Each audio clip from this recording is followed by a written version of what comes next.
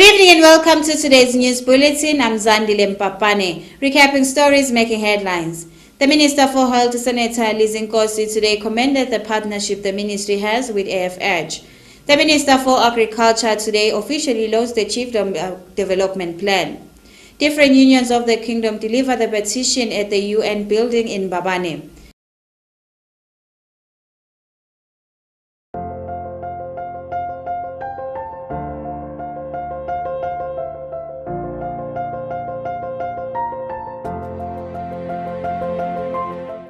This was a message from the National Disaster Management Agency in collaboration with the Ministry of Health in the Kingdom of Eswatini. It is founded by UNICEF and it is all about encouraging Yemaswati to adhere to COVID-19 regulations. We shall get back to our news bulletin. The Minister for Health, Senator Yemaswati, today stated that the partnership with AFH and the ministry is very commendable. She made this during the official launch of the new Health Clinic Foundation in Manzini.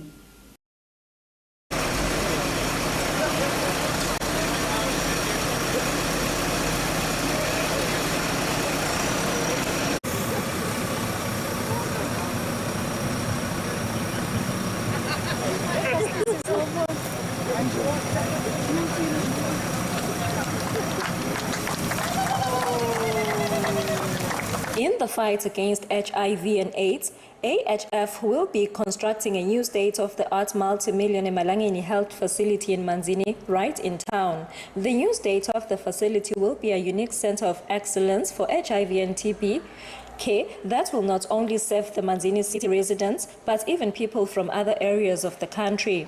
The Ministry of Health, Yemaswati, said the Ministry of Health's mandate is to ensure that strategic partnerships such with other organizations are encouraged and promoted. Namuhla-ke la sikhona khona basethembisa ukuthi bayawakha ingqayizivele yedilidi, ingqayizivele yemtholampilo lapha eveni letawushintsha hayi kuphela impilo talabo labaphila ne-HIV AIDS ne-TB kodwa itawushintsha naledolobha lakaManzini ilento elibukeke libe lihle kakhulu. Siyabonga-ke kulaba ka-AHF baka-AIDS Healthcare Foundation labaqhubekako lapha eveni ukuthi baqhubeke basendele basebenzele eMaswati basibambise kulo msebenzi abawendako nyalo. Banakekela abantu labangetulu kwa-31,000 kusho ukuthi labangetulu kwezinkulungwane ezingamashumi nakunye. The Manzini Municipality Council was in full support of the launch. Reporting for Yemaswati Channel, I am Nuhlatlatwala with Justice Lamin in Manzini. The Minister for Agriculture, Honorable Jabulani Mabuza, today officially launched the Chiefdom Development Plan at Gamieni Chiefdom. Gamieni Chiefdom is under the Lubulini constituency. A full report follows. The Minister for Agriculture, Honorable Jabulani Mabuza, launched the Chiefdom Development Plan for Gamieni Rural Chiefdom and continued to upload the inclusion of the youth and women in development projects in the area. Nayo ngivile ukuthi kunedingapha leting4 mafama companies lakhiwe nako lokho siyakuthokozela kakhulu eningijabula kakhulu lokho ukuthi kuvakale ukuthi kule dingapha leti kunebantu labasha kunabomabi mhla sikagcini la sawuchubeka sisebenze nema communities umsebenzi wentuthuko ugcine ubonakala angikuthatheke nami esiveni ukuthi kunetinhlelo letinenge kuhulumende letifake ekhatsi la eMaswati angebolekeka khona timali sonzelani kuleto tinhlelo. The Member of Parliament for Lubulini, Honorable Dr. Tambo Kina, stated that they have relations with companies that are also of assistance to the community. Sithunyeke ukuthi sinake kakhulu ngesilumbi sibe inclusive kubedu losalela ngemuva. Ngicela kwatisa ntuna inkosi ukuthi lapha siphilelana netingaphane letineluvelo nesive. Chief David Mieni of Gamieni uploaded the launch of the Chiefdom Development Plan, which will be a guide in their development. Ubenyalo sicela ukuthi leli bhuku lebazolethula la ngiyacela ukuthi benguni le bhuku lebalethulako lihlale ezingqondweni zethu. Siyalibonga lebhuku lethulako. Siyabonga nani Sweti nelenithunyiwe naze naba nengqondo ukuthi nilethe lokho lapha kaMyeni kithi la kaMyeni kaVuma ukuthi nize nilethe nizosibuthisa nathi zaze sithole intuthuko kubhonguka ingqondo iphile. Linda Shonga, Channel Yemaswati News with Tabos Banze, Lubulini. Macmillan Eswatini today stated that they are all about encouraging literacy. They made these remarks today at Ngwane Park High School when they commemorated the World Literacy Day. A full report follows. International Literacy Day has taken place annually around the world, whereby the Literacy Day is being commemorated to raise awareness. So today, this day was celebrated at Ngwane Park School in Manzini. The day was hosted by Macmillan Education. The Senior Inspector of Siswati, Celiwe Mohammed, spoke about the importance of both languages in the kingdom, which are Siswati and English.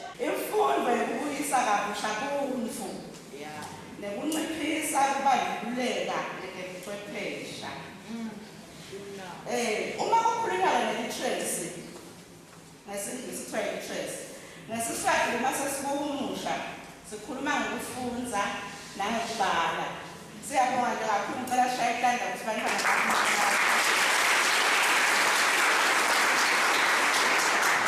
sinala sisebenza khona nje ngihamba nemlingane wami ngoba umlilo iqede ngabhunya ukuthi ngidawukhuluma ngesiswati ngoba ngihamba nemhlolo wesingisi ngiyade ngidawukhuluma isingisi.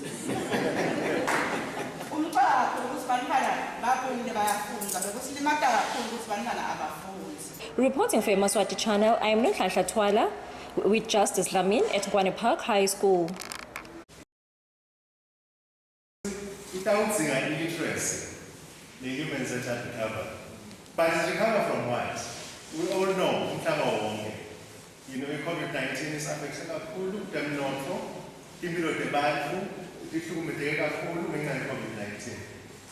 Kunensayeya emhlabeni wonke jikelele ukuthi sirecover economically and in every other aspect. But the recovery itawudzinga illiteracy. This day commemorates literacy in the world, whereby we are taught to learn. We are taught to understand what is to learn. And it is important because everyone needs to learn.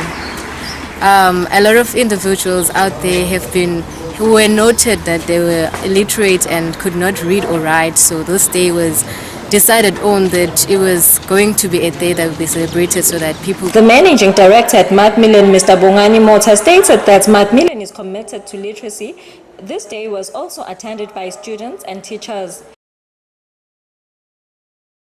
Women in law in Southern Africa today at the Hilton Garden Inn in Babane had a dialogue with women of different age groups.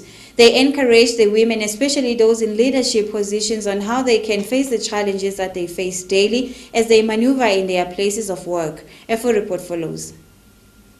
Was Mrs. Ella Katams, who is the first woman to be the Principal Secretary in the Deputy Prime Minister's office. Katams stated that it is of paramount importance to move ahead together as women and not leaving anybody behind, and further applauded King Sobhuza II as she mentioned that he was the one who encouraged women to do more after the Kingdom of Eswatini gained its independence. The action of His Majesty King Sobhuza II, who actually at the beginning of our independence looked at the way women were relaxed, shy, not even attending meetings.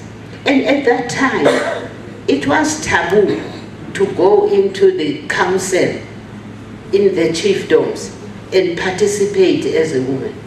So we are now really fortunate in that we are in an era where it's not as hard as it was before. You can go to any chiefdom and you'll be welcomed. Bring your message and make sure that it's clear. So for me, I think the route for this project is ripe. Women-in-law in Southern Africa, Acting Director, expressed her gratitude to everybody who made the launch possible. Kusho ukuthi lana nje sihlangane nabo make, sihlangane nabo namantombazana lamancane lasebuholini laqhamuka kuto tonke letigodzi noma lama regions la ngu4 ala kaNgwane. I am Zandile Mpapane for Channel Yemaswati News with Gary Carlos Mbabanen. The ESWATINI Principal Association Chairman today commended the program by the Ministry of Health, whereby the ministry will be visiting different schools in the kingdom where students above the ages of 18 will be vaccinated for COVID-19. We have a report. The ESWATINI Principals Association today in Mbabane has applauded the efforts by His Majesty's government of making sure that students from 18 years and above are vaccinated for COVID-19. This was said by the chairman of the ESWATINI Principal Association, Mr. Welcome Dlamini, who further stated that vaccinating students will make it easier for schools to go back to normal and do other extra school activities like sports. He mentioned that some students are encouraged by doing sporting activities to go to school. Sikujabuliswa ukuthi sivile lokuthi nase ujovile emathuba akho ukuthi lesifo sikuthathe ancipha nemathuba ukuthi ube hospitalized noma ugule ngendlela ukuthi ugcine usesibhedlela ulele khona nawe ayancipha lokho ukuthi kuyasijabulisa nase kufika vele kulabantwana bethu sijabula kakhulu ngoba noma sesijovile sibothishela sinako lokwesaba ukuthi labantwana abanengi uma bona bangajovi nathi akusimisi kahle ngoba phela kusho ukuthi siphephe completely vele sitaba exposed so ke laba nje ba 18 and above nasekuqalile kubo sithi into lenhle siyambonga uhulumende kuloko nekubakhuthaza nabo ke bantwana ukuthi abavele bayalithathe lelithuba sisitawukhona kwendati into lesingakhona ekudenda thina nje lathi ekolweni. He then concluded by urging students not to hesitate but take their jab of COVID-19 vaccine to prevent getting seriously ill from the virus. Worth noting is the fact that the Ministry of Health announced yesterday that the ministry will go to different schools where they will be vaccinating children over the ages of 18. Kunaletinye izinto letitholakala esikolweni. Kwekuqala nje kudla kuyamletha umntwana esikolweni. Lokuthi utawuba nelithuba lekudlala lomnye ugudi ku music, lomnye ugudi ebholeni, lomnye ugudi ku volleyball whatever. So lokho kubenda ukuthi babe nale ngabungabi kufuna kuye esikolweni. I am Zandile Mpapane for Channel Yemaswati News with Gary Carlos Mbabane.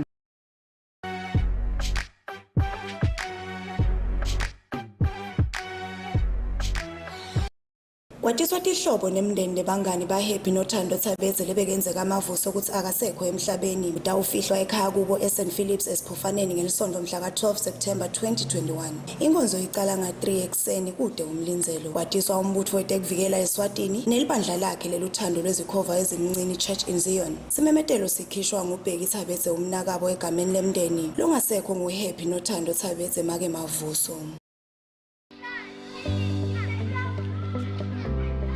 Mani, khumbula ukuthi kuqhawulana nekutsinzana ungathelelana iCovid-19. Qaphela, khumbula ukuthi kubambelana sinatwa engilasini yinye nakho kungathelelana iCovid-19. Ungaqhubeki, khumbula kuvikela labaseceleni kwakho ngekuthindelela ingoselo. Bagcini besive, asende kuhamba ngemigomo ekuvikela iCovid-19. Indlela lensha yethu sonke kuphila kude sitigcine siphephile kanye nesive sonke asikhumbutane njalo ngalesikutshelwa litiko letempilo ngeCovid-19 asikwende konke gcoka sifonyo geza tandla ngensipho nemanti lahambako gcina umkhathi uphindze ugweme ticuku mgcini wesive ungapheli mandla iCovid ingakapheli.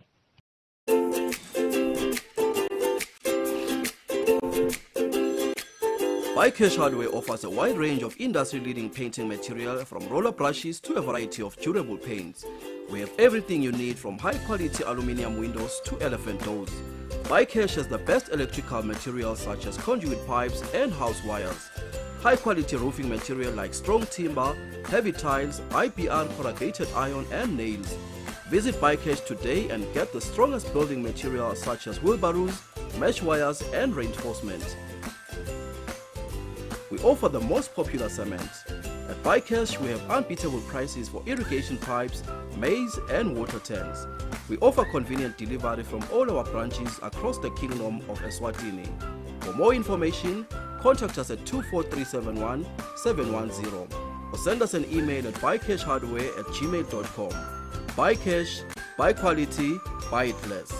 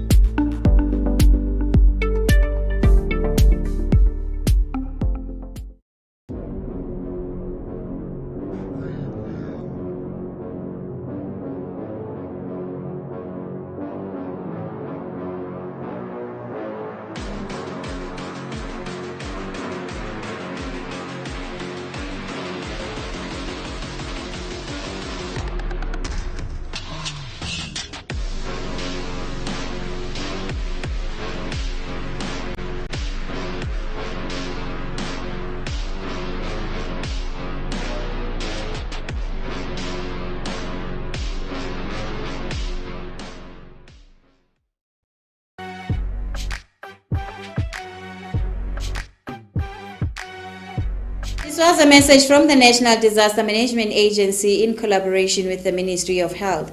It is founded by UNICEF and it is all about encouraging Yemaswati to adhere to COVID-19 regulations. Well, welcome back to our news bulletin. I am Zandile Mpapane. We shall continue with our news. Different unions of the kingdom today delivered a petition at the UN building in Mbabane. Different organizations today took to the street and marched to the United Nations building headquarters here in Mbabane to deliver a petition. The members or those who are leading the organizations were the ones allowed inside the UN building to discuss the petition with the UN resident coordinator after their arrival, where they were seen ushered inside according to their names.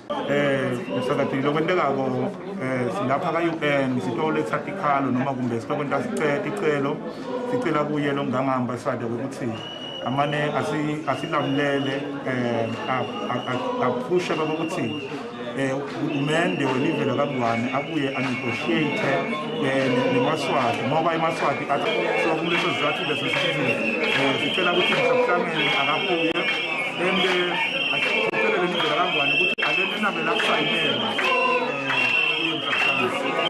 For Channel Yemaswati News, I'm Indashon with Zandile Mpapane in Mbabane.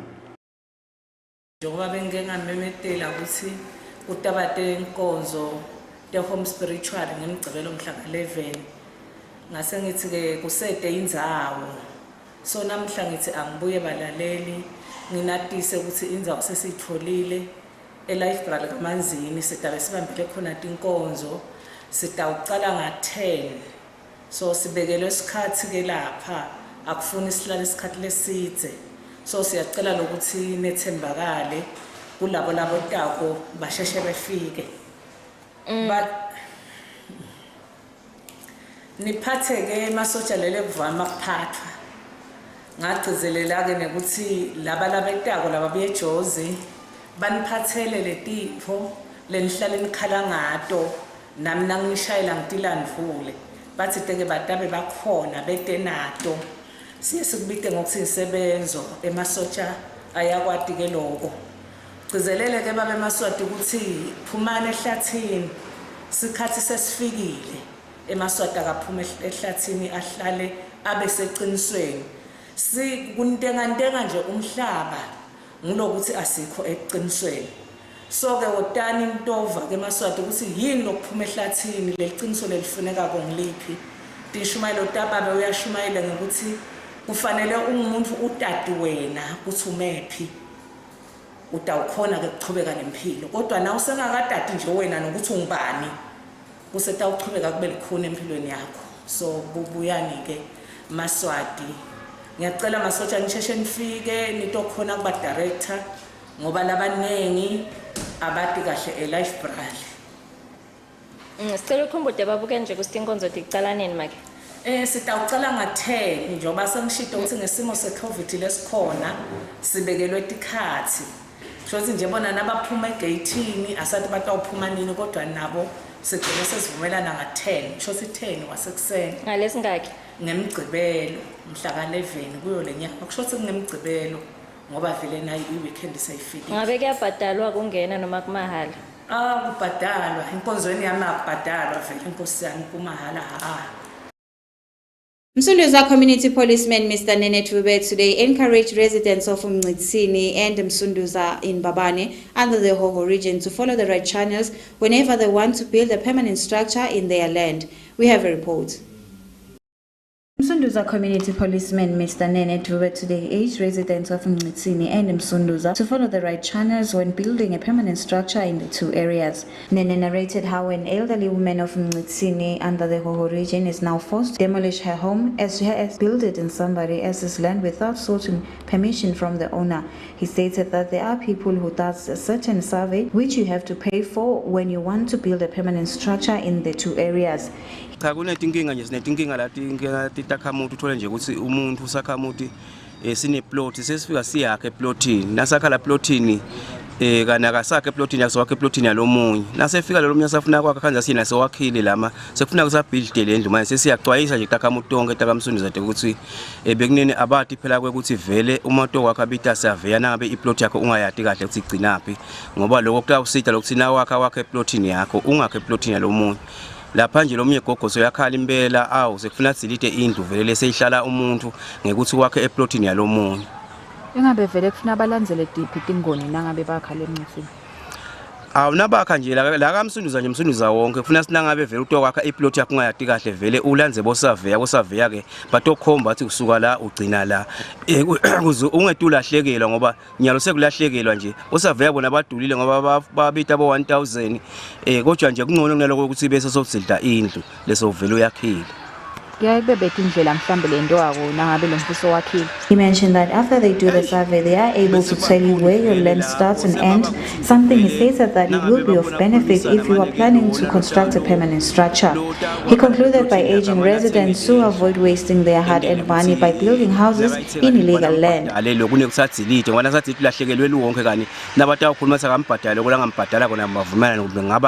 Zandile Mpapane for Channel Yemaswati News with Gary Carlos Babane. Well, that's all the news we had for tonight, but before ending tonight's bulletin, let's take a recap of the stories which made headlines. The Minister for Health, Senator Lizinkosi, today in Manzini commended the relationship the ministry has with AHF. The Minister for Agriculture, Honorable Jablani Mabuza, officially launched the Chiefdom Development Plan at Gamieni constituency. Different unions of the Kingdom of Eswatini delivered a petition today at the UN building in Babane. That's all the news we had for tonight. I do have yourselves a beautiful evening. Good night.